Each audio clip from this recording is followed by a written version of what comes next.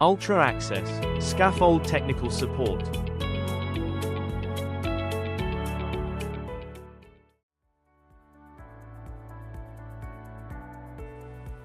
UAVLOGZ 7.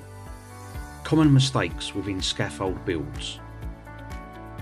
The 5 most common non-TG compliant errors or omittances.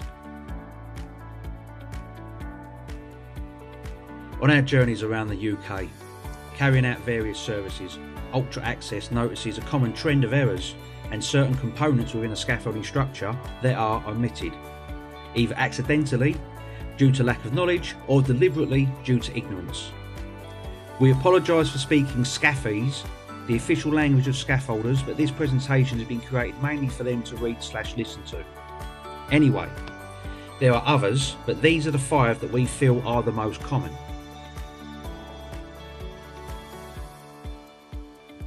Starting off, and in no particular order, we've got single advanced handrails, creating NASC's SG4 scaffolders safe zone, which are required as per both NASC safety guidance and the Working at Height Regulations 2005.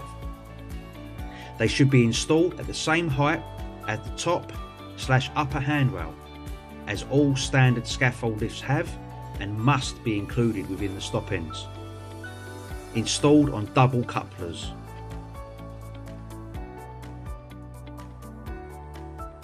Next is stop end dead men, which are essentially scaffold tubes connected to the handrails to pick up the stop end toe board, giving it a solid fixing point to connect it to, as well as the inside standard. Or less common, where the lower handrail is failed by something being in the way of where the double is, like a sleeve coupler in a joint, and also fixed on doubles. Then we have Aberdeen structural transoms, very important, which should be included regardless if a scaffold is tied in or not, and if not to every pair of standards, inside and out, then at least where the ledger braces are, at the strongest part of the scaffold, otherwise known as the node point.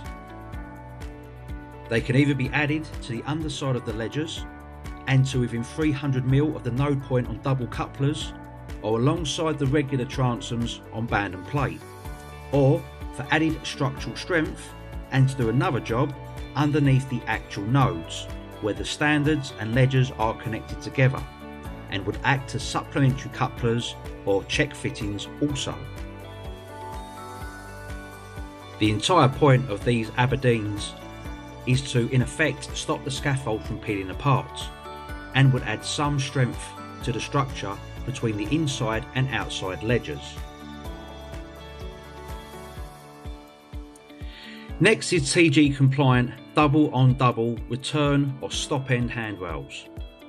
Now these work in the same manner as how the Aberdeen transoms do, where they add structural strength to the scaffold, but this time in the corners where the scaffold returns, where the return ledgers are generally on single couplers and not load bearing, so the boards are not failed.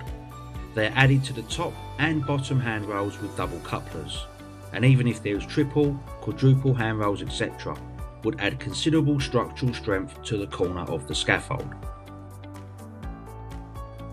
And finally, we have the scaffold ties. The most common screw-in Polo type rings with inserts should be drilled into the brickwork, not the mortar, due to the quality of the bricks made in recent times not being the same as they used to be. And these corners of the bricks have a tendency to crumble instead of biting, meaning that the ties could fall below the desired 7.6 kilonewtons for standard general purpose scaffolds. These are not only the most common errors etc. we see whilst out on site, but they could also have serious safety implications if they are not included within your scaffold builds, as well as for compliance reasons.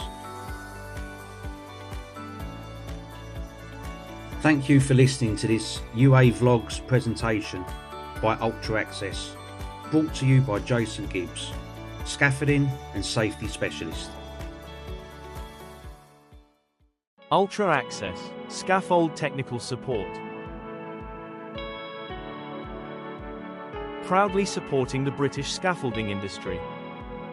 With a selection of our services including guidance and advice publications, scaffold estimations, technical training and development, scaffolding inspections and compliance audits, scaffolding vlogs and videos, and UK-wide scaffolding consultancy services. Ultra Access, Scaffold Technical Support.